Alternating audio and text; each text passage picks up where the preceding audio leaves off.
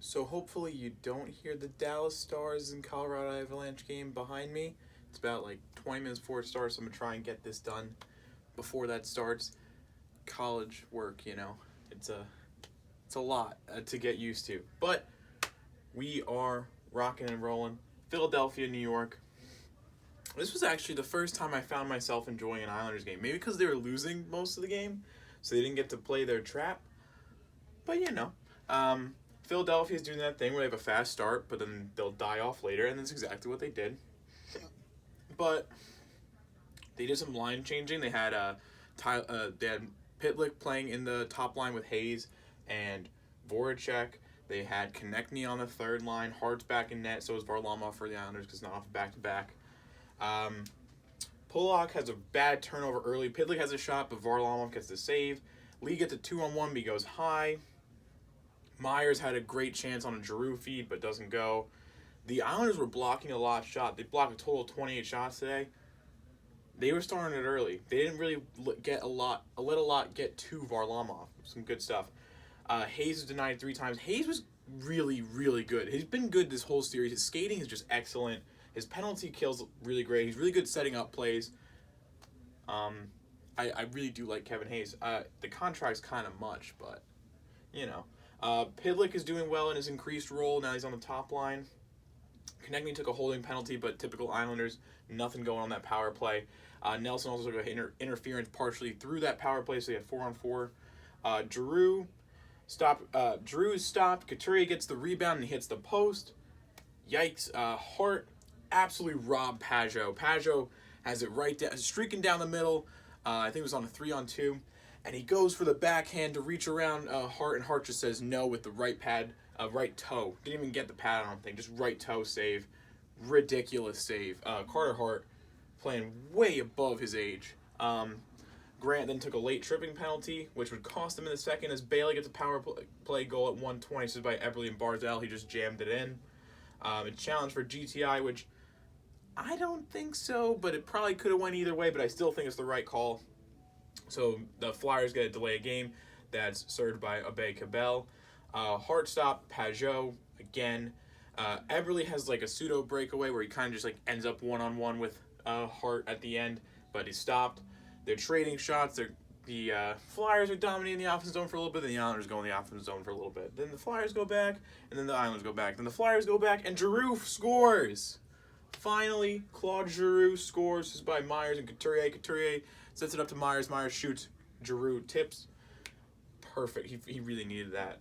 Then, a couple minutes later, Pellick gets a little too aggressive with a pinch, lets up a 3-on-2, and JVR gets his first of the series. This is by Lawton and Konechny. Actually, both Giroux and Lawton get their first of the playoffs. They really needed that. Those are 2 guys that on this team, they need to be scoring more. JVR even has been scratched at points. Giroux has been moved down the lineup. They both really needed that. Veterans coming up big for the Flyers. Third period, no Couturier. He took a hit. Him and Matt Barzal had a leg-on-leg crash, and Couturier looked hurt, but he finished the second, and I don't know if he came back any more shifts after that because I didn't even see the injury. I was too focused on the goals. But no Couturier to start the third. Lawton takes an interference penalty. Nothing on the power play again. A couple shots, but good puck movement. Again, it's the Islanders' power play. There's not much there. At 4:32, Niskanen gets his first goal of the playoffs by Konechny, who still can't get a goal, and Hayes, who again has been setting up plays throughout. And the idiots that the Flyers are, they're like, you know what? We can just hold a 3-1 lead. Nothing wrong could happen there. As a Vegas fan, I know what that's like. Pellick sends Farabee to the bench after a hit because, yikes, he did not look happy about that. Hayes and JVR can't connect on a 2-on-1. Lee has a wraparound that gets denied. Barzal, man, I don't know if he's going to play Game 6 because of this. Giroux is just trying to send it in deep, and on the follow-through goes right up between the visor and catches him on the right eye, I believe. And there's a lot of blood. That's unfortunate. There's no penalty, and a lot of Islanders fans are like, how's it not a penalty? It's because it's a follow-through. If anything, Barzal shouldn't be there, but I wouldn't say that because that's also stupid. It's a fast game. Things like this happen. It could have been worse. It could have actually took his eye out, but it didn't, so thank goodness. But if on the bright side, it gave the Islanders a spark, because at 15:46, Nelson gets a goal by Bailey and Mayfield. Not the best goal to let up. Neither is the next one. He lets up Brassard, assisted by Clutterbuck and Zizekas. It goes right through the blue paint, and he backhands it in. Hart's got to make those saves, especially late in a game when you're trying to fight off elimination. You got to make those. Hayes had a really good chance off a. Hayes had a good chance, then ended up rebounding, and JVR could not get it to go. So we go to overtime. Early, Varlamov has a big save on Hayes. Hayes hits the post. Then Hart robs Taves. Really good play. Taves went to go 5-hole, and Hart just a little spin. Make sure it doesn't go in. Good stuff. Ice the puck. Not ice, stoppage. Lawton hits the post. The Flyers wanted it more. Something I noticed about the Islanders around the middle of the second period, they weren't really trying that hard.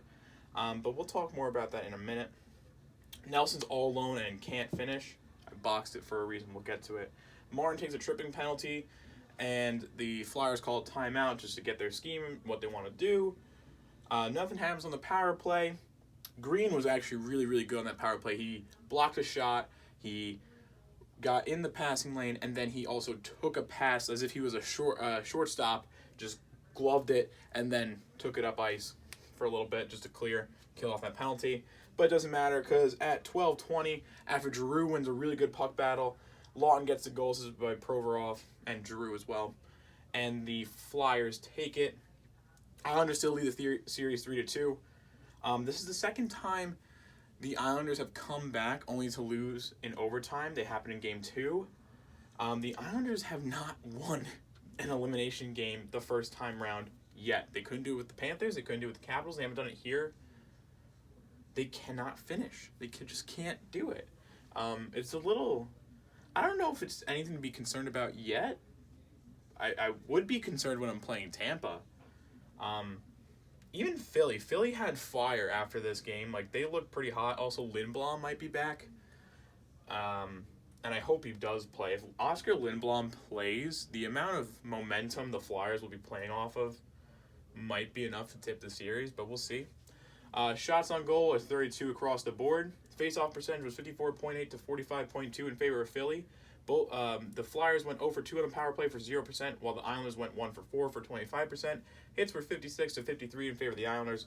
Block shots were 28 to 10 in favor of the Islanders. Save percentage was .906 to .875 in favor of Philadelphia. So, the other game that happened, the Thatcher Demkos versus the Vegas Golden Knights. I do have the notes for this game. If you want to see that, they're right here. I have 3 pages of notes on this game. But to be honest, this was like the Western equivalent of an Islanders game in that it wasn't boring, but there wasn't a lot of substance. So I just kind of wrote down my headlines. Demko stops 43 of 44 shots face. And they weren't just, put puck on net shots. They were well-placed shots. Really high danger chances that Demko just would not allow. The Canucks only had 17 shots on goal in this game. That's it. Their offense, they had no forecheck. The forecheck was non-existent the entire game. The fact that Vegas didn't put 5 goals in the net in the first period alone still shocks me, and it even shocked commentary. The commentary team was pointing out the fact that there was this meter where it's deserve to win meter. I posted this on my story on Instagram. The Vancouver Canucks had a 15% deserve to win because Vegas was outplaying them completely. But oh well. Shea Theodore, what a goal. I talk about how Shea Theodore just sometimes goes, hey, Nathan McKinnon, how he does that cool thing where he dekes and whatever? I can do that too, and he just does it and he scores. He did that, and it was beautiful. I also posted that on my story if you want to go look at that. Marchessault, taking a lot of penalties in this series. 2 of them were unwarranted. The other ones are a little bit hey, dude, just chill. He's getting a little hot out there. I could see him getting demoted down to the 3rd line for that, but we'll see. The Canucks, like I said, owed Thatcher Demko a G-Wagon because, Jesus, he bailed them out completely tonight. Vegas just needs to stay calm because this happened in Game 2 where they lost. They just need to stay calm. That's all they gotta do, is just keep playing their game because eventually the walls break. So just keep playing. Also, poor Zach Whitecloud. He went for a big hit on Russell early in the first period, and Russell dodged him, and that kind of clipped him, so he got hurt. Then he took a shot that hurt. Then he took a big hit, and then he took another spill in the third, and he just looked hurt the whole game after that. I just felt bad for the guy. And I think my biggest headline is right here. I waited for last. I just made sure I wrote it first, or second, actually. The ghost of Game 6. So I don't know how many of you are Vegas fans, but in Game 6 of last year's series, Martin Jones stopped 55 of 55 shots en route to forcing Game 7 when Vegas had a 3-1 lead in the series. I wasn't worried then. I'm worried now. I still think this is Vegas' series. I'm not worried that they're going to lose Thursday. They probably will win. But when you see stuff like this, it's hard, especially with a young team like the Thatcher Demkos. You know, things can happen. So I gotta hope Vegas does it. But I mean, a lot of respect to Vancouver. Shots on goal were 43-17 in favor of the Thatcher Demkos. Face-off percentage was 52.4 to 47.6 in favor of Demko. Both teams had 0% on the power play, while the Demkos went 0 for 3. The Knights went 0 for 2. Hits were 38 to 31 in favor of the Demkos. Block shots were 22 to 13 in favor of the Demkos, and save percentage was .977 to .82 in favor of Thatcher Demko.